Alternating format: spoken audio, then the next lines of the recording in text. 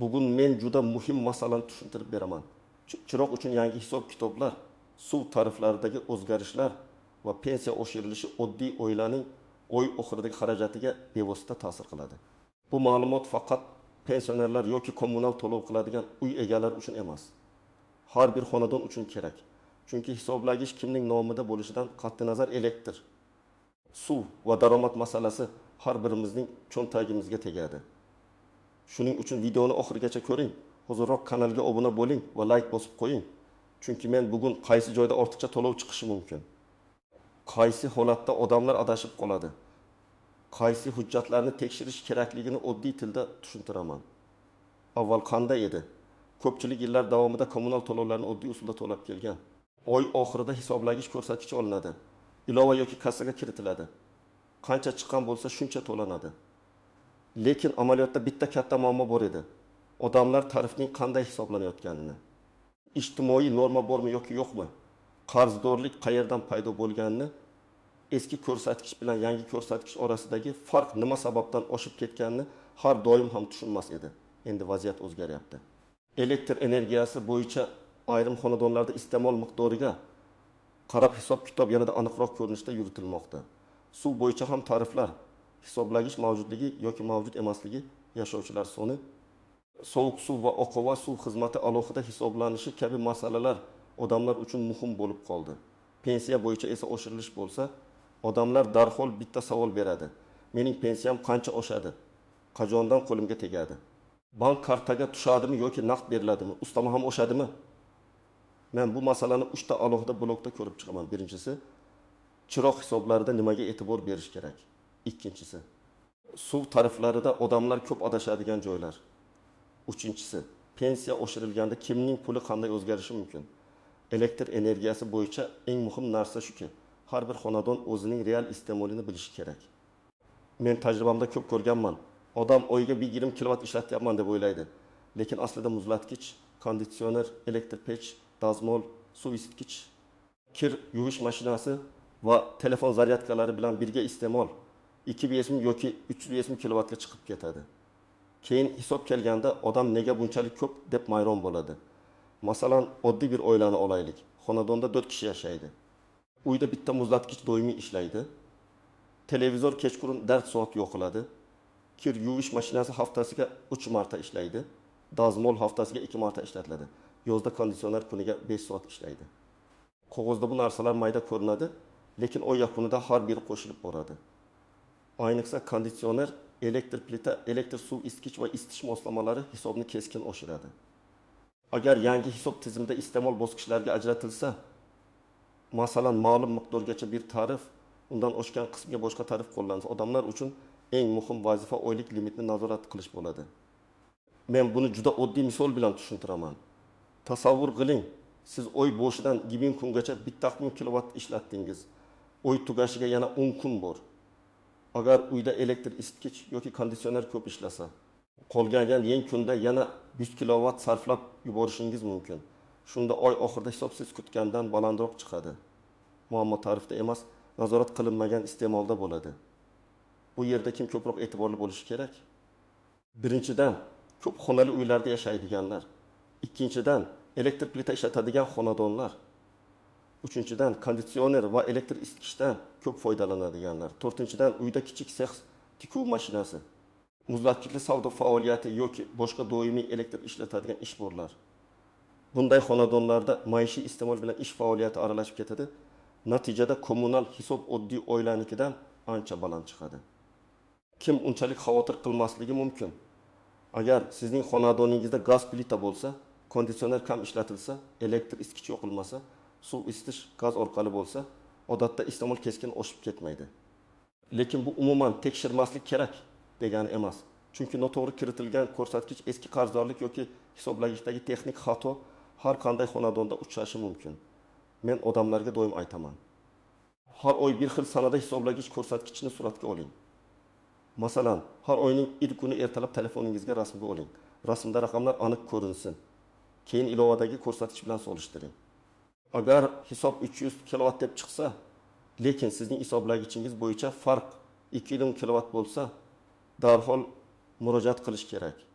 keyingi oy to'g'lanib qolar deb yurish ba'zan qarzdorlik to'planishiga olib keladi. Endi suv masalasiga o'tamiz. Suv bo'yicha eng katta farq hisoblagich bor yoki yo'qligida ko'rinadi.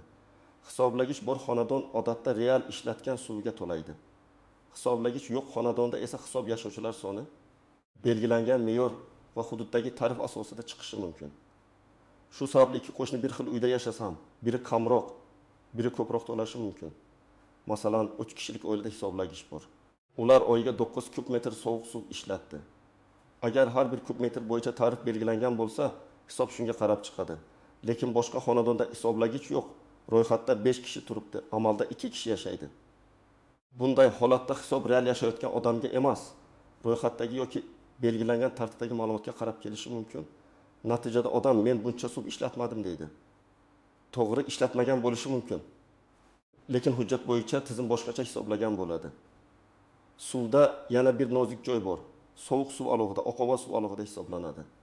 Ko'pchilik faqat ichimlik suvi narxini ko'radi. Lekin kanalizatsiya xizmati ham qo'shilganini unutadi. Agar sizning kvitansiyangizdda 2 xil satr bo'lsa, ulardan biri suv yetkazib berish, ikkinchisi oqova suv xizmatidir. Shuning uchun umumiy summa faqat suv narxi emas. Ikki xizmatning yig'indisi bo'lishi mumkin. Yana bir real misol. Xonadonda suv hisoblagich bor, lekin u eski, plombasi buzilgan yoki ko'rik muddati o'tgan. Odam hisoblagich turibdi-ku deb o'ylaydi. Lekin tizimda u haqiqiy hisoblagich sifatida qabul qilinmasligi mumkin. Natijada hisob me'yor bo'yicha chiqadi. Bu juda ko'p uchraydigan holat. Shuning uchun men har bir xonadonga hisoblagichning pasporti, plomba holati, oxirgi tekshiruv sanasi va tashkilot bazasidagi ma'lumotni solishtirishni maslahat beraman. Kim suv tariflarida ko'proq ehtiyot bo'lish kerak? Birinchidan, hisoblagichi yo'q xonadonlar. Ikkinchidan, ko'p odam ro'yxatda turgan, lekin amalda kam odam yashaydigan uylar. Uchinchidan, ijaraga berilgan xonadonlar. To'rtinchidan, hovlida yashaydigan va suvdan sug'orish, avtomobil yuvish yoki katta hajmda foydalanadigan oilalar. Eski hisoblagich bilan yurganlar. Kimda muammo kamroq bo'ladi? Hisoblagichi yangi, plombasi joyida, ko'rsatkich har oy kiritiladigan qarzdorligi yo'q xonadonlarda odatda hisob tushunarli bo'ladi. Lekin hatto bunday xonadon ham har oy kvitansiyani tekshirishi kerak. Chunki texnik xato, noto'g'ri tarif qo'llanishi yoki bazadagi ma'lumot eskiligi ba'zan tartibli to'lovchiga ham ortiqcha muammo keltiradi. Endi pensiya masalasiga kelamiz. Pensiya oshirilishi deganda hamma bir xil miqdorda qo'shimcha pul oladi deb tushunmaslik kerak. Pensiyaning turi bazaviy miqdor, ish staji, oldingi hisob-kitob, ustamalar, nafaqa turi va boshqa omillar natijaga ta'sir qiladi. Men buni sodda qilib aytaman. Davlat tomonidan oshirish e'lon qilinganda tizimdagi tegishli toifalar qayta hisoblanadi. Lekin har bir odamning yakuniy summasi bir xil bo'lmaydi. Masalan, bir pensioner oldin 900 ming so'm pensiya olgan bo'lsa, boshqasi 1 million 600 ming so'm olgan bo'lishi mumkin. Oshirish foiz ko'rinishida bo'lsa, ikkinchi odamning pulidagi oshish miqdori ko'proq ko'rinadi. Chunki asosiy summa kattaroq. Agar oshirish eng kam pensiya yoki ma'lum toifadagi nafaqaga tegishli bo'lsa, unda aynan shu toifalar ko'proq sezadi. Shuning uchun qo'shningizning pensiyasi siznikidan boshqacha oshgan bo'lsa, darhol menga kam berishdi deb xulosa qilmaslik kerak. Avval pensiya turi va hisob-kitob asosini tekshirish kerak. Yana bir misol. Bir ayol yoshga do'yir pensiya oladi. Ish staji to'liq, qo'shimcha ustamasi bor. Boshqa bir fuqaro nogironlik nafaqasi oladi. Uchinchi odam boquvchini yo'qotganlik bo'yicha to'lov oladi. Uchala holatda ham pul davlat tomonidan to'lanadi, lekin huquqiy asosi, hisoblash tartibi va oshirilish ta'siri farq qilishi mumkin. Shu sababli men har doim pensiyam oshmadimi degan savolga javob berishdan oldin odamdan qaysi turdagi to'lov olayotganini aniqlashtirishni so'rayman. Pensiya oshirilganda ko'pchilik yana bitta narsani unutadi. Bank kartaga tushish sanasi hamma joyda bir xil bo'lmasligi mumkin. Kimdir oyning boshida oladi, kimdir o'rtasida, kimdir mahalla yoki pochta tartibi orqali oladi. Qayta hisoblash bo'lgan oyda farq keyingi to'lov bilan birga kelishi ham mumkin. Shuning uchun birinchi kuni kartaga tushmasa, darhol vahima qilish shart emas. Lekin belgilangan to'lov davri o'tib ketgan bo'lsa, albatta pensiya jamg'armasi bo'limi yoki tegishli xizmat orqali tekshirish kerak. Endi eng muhim nozik joylarni aytaman. Kommunal to'lovlarda qarzdorlik doim ham joriy oy iste'moli degani emas.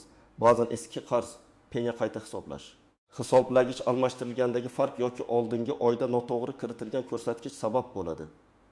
Masalan, siz iyunda 1000 so'm to'lagansiz, lekin tizimda to'lov kechroq aks etgan yoki boshqa shaxsiy hisobga tushgan bo'lsa, iyul kvitantsiyasida qarz ko'rinishi mumkin. Bunday holatda chekni saqlab qo'yish juda muhim. Ikkinchi nozik masala. Uy egasi boshqa, yashovchi boshqa bo'lsa, ijarada yashayotganlar ko'pincha hisob kitobni to'laydi. Lekin shaxsiy hisob uy egasi nomida bo'ladi. Agar qarzdorlik eski davrdan qolgan bo'lsa, yangi ijarachi uni bilmasligi mumkin. Shuning uchun ijaraga kirishdan oldin elektr, suv, gaz va chiqindi bo'yicha qarzdorlikni albatta tekshirish kerak. Faqat og'zaki gapga ishonib qolmaslik kerak. Uchinchi masala imtiyozlar. Ayrim toifadagi fuqarolarga kommunal xizmatlar bo'yicha imtiyoz yoki kompensatsiya mexanizmlari bo'lishi mumkin. Lekin imtiyoz avtomatik qo'llanmagan holatlar ham uchraydi. Masalan, hujjat yangilanmagan, ma'lumot bazaga kiritilmagan yoki yashash manzili o'zgargan bo'lishi mumkin. Agar siz pensioner, nogironligi bo'lgan shaxs, kam ta'minlangan oila yoki boshqa ijtimoiy himoyaga muhtoj toifaga kirsangiz, o'zingizga tegishli huquqni aniqlab oling. 4-chi nozik masala, hisoblagich almashtirilganda dalolatnoma. Elektr yoki suv hisoblagichi yechib olinib, yangisi o'rnatilganda eski ko'rsatkich, yangi ko'rsatkich. Plomba raqami va sana aniq yozilishi kerak. Agar dalolatnoma yo'q bo'lsa yoki sizga nusxasi berilmagan bo'lsa, keyinchalik farq masalasida tortishuv chiqishi mumkin. Men bunday holatda har doim telefon bilan rasmga olishni, hujjat nusxasini talab qilishni va shaxsiy hisob raqamini yozib qo'yishni maslahat beraman. 5-chi masala pensiya hujjatlaridagi xatolar. Familiya, pasport ma'lumoti, bank karta raqami, yashash manzili yoki ish stajiga oid ma'lumot noto'g'ri bo'lsa, to'lov kechikishi yoki noto'g'ri hisoblanishi mumkin. Ayniqsa eski mehnat daftarchasi, arxiv ma'lumotlari, korxona yopilgan davrlar, harbiy xizmat yoki bolani parvarish qilish davri bo'yicha hujjatlar ba'zan to'liq aks etmagan bo'ladi. Pensiya masalasida kichik hujjat katta summaga ta'sir qilishi mumkin. Endi nima qilish kerakligini aniq bosqichma-bosqich aytaman. Birinchi qadam, elektr bo'yicha shaxsiy hisobingizni tekshiring. Mobil ilova, rasmiy sayt, to'lov ilovalari yoki hududiy elektr tarmoqlari bo'limi orqali qarzdorlik, oxirgi to'lov, hisoblagich raqami va oxirgi ko'rsatkichni solishtiring. Agar uyda hisoblagichdagi raqam bilan tizimdagi raqam mos kelmasa, murojaat qiling. Murojaatda shaxsiy hisob raqami, manzil, telefon raqami, hisoblagich rasmi va oxirgi to'lov cheki bo'lsin. Ikkinchi qadam, suv bo'yicha hisoblagichni tekshiring. Plomba bor yo'qligini ko'ring. Hisoblagich raqamini kvitantsiyadagi raqam bilan solishtiring. Agar hisoblagich ko'rik muddati o'tgan bo'lsa, suv ta'minot tashkilotiga murojaat qilib, tekshiruv yoki almashtirish tartibini so'rang. Agar sizda hisoblagich yo'q bo'lsa, real iste'mol kam bo'lgan xonadonlar uchun hisoblagich o'rnatish ko'pincha foydaliroq bo'lishi mumkin. Ayniqsa uyda kam odam yashasa, hisoblagichsiz to'lov ortiqcha chiqish ehtimoli yuqori. 3-chi qadam, har oy cheklarni saqlang. To'lov qilganda elektron chekni telefoningizda alohida papkaga saqlang yoki skrinshot qiling. Chekda sana, summa, shaxsiy hisob raqami va xizmat turi ko'rinsin. Men amaliyotda ko'p ko'rganman. Odam pul to'lagan, lekin noto'g'ri shaxsiy hisobga ketgan. Chek bo'lsa, masalani yechish ancha osonlashadi. Chek bo'lmasa, isbotlash qiyinlashadi. 4-chi qadam, pensiya bo'yicha o'z ma'lumotingizni tekshiring. Pensiya jamg'armasi bo'limiga yagona interaktiv davlat xizmatlari portali orqali yoki mavjud rasmiy kanallar orqali murojaat qilib, pensiya turi, joriy miqdor, oshirilgan summa va to'lov sanasi aniqlang.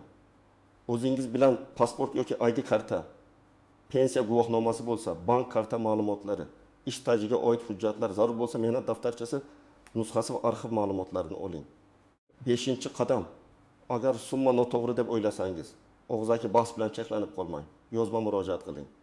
Murojaatda mening pensiya miqdorim qayta hisoblangan yoki hisoblanmaganini tushuntirib berishingizni so'rayman deb yozing. Kommunal to'lov bo'yicha esa falon sanada hisoblagich ko'rsatkichi shuncha edi, tizimda shuncha ko'rsatilgan. Farq sababini tushuntirishni va qayta hisoblashni so'rayman deb aniq yozing. Murojaat qancha aniq bo'lsa, javob ham shuncha aniq bo'ladi. 6-chi qadam, oilaviy byudjetni qayta hisoblang. Agar elektr va suv tariflari oshsa yoki iste'mol bosqichli tarifga tushsa, oy boshida taxminiy limit belgilang. Masalan, bu oy elektrni 200 kilovat atrofida ushlaymiz deb kelishib oling. Konditsionerni 12 darajada emas, 24-26 darajada ishlatish. Keraksiz chiroqlarni o'chirish, elektr isitgichni nazoratsiz yoqmaslik suv oqib turgan jo'mrakni darhol tuzatish real tejash beradi. Bu mayda ko'rinadi. Lekin oy oxirida 3000, 2000, ba'zan 1000 so'mgacha farq qilishi mumkin. 7-qadam ro'yxatda turgan odamlar masalasini tekshiring. Suv hisobida yashovchilar soni ta'sir qiladigan holatlar bo'lsa, uyda amalda kim yashaydi? Kim boshqa joyga ko'chib ketgan? Kim vaqtincha ro'yxatda qolganini aniqlashtiring. Kerak bo'lsa tegishli tashkilotdan tartibni so'rang. Chunki ro'yxat va real yashash o'rtasidagi farq ko'p xonadonlarda ortiqcha to'lov sababiga aylanadi. 8-qadam. Keksalar va yolg'iz yashovchi pensionerlarga yordam bering. Ko'p ota-onalarimiz ilova ishlatmaydi.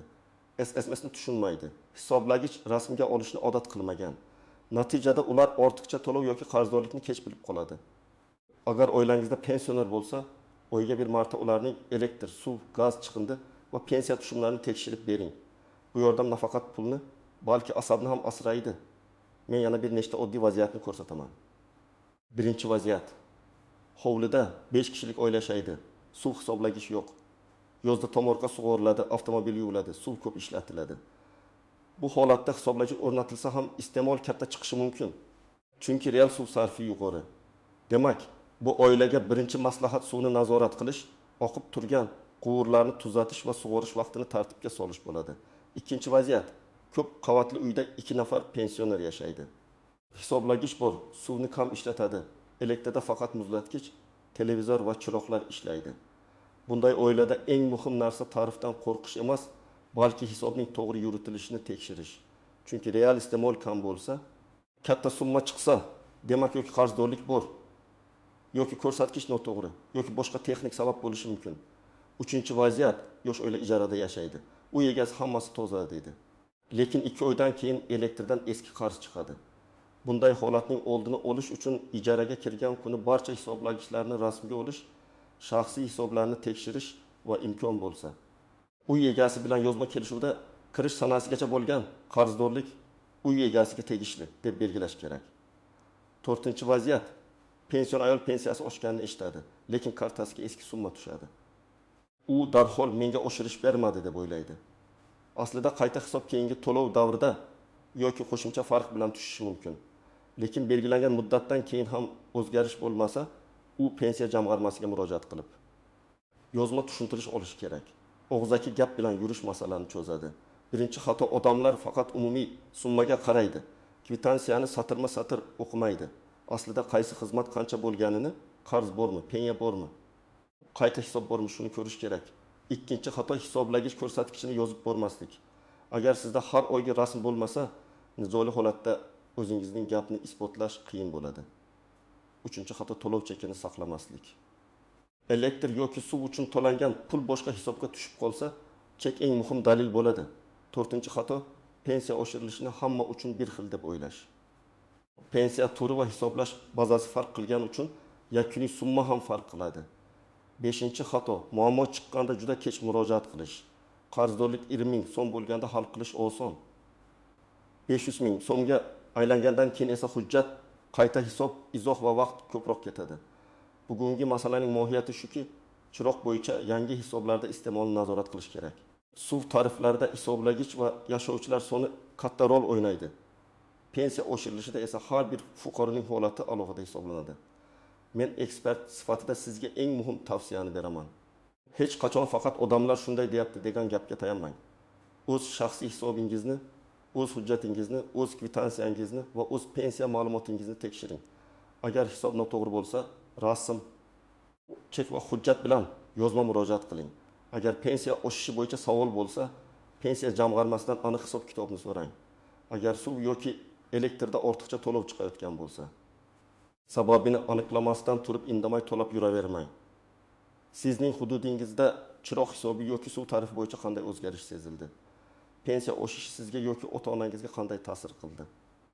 Fikringizni izohlarda yozib qoldiring. Videoni foydali deb bilsangiz, like bosing, kanalga obuna bo'ling va yaqinlaringizga ham yuboring. Chunki bu ma'lumot har bir xonadon uchun kerak.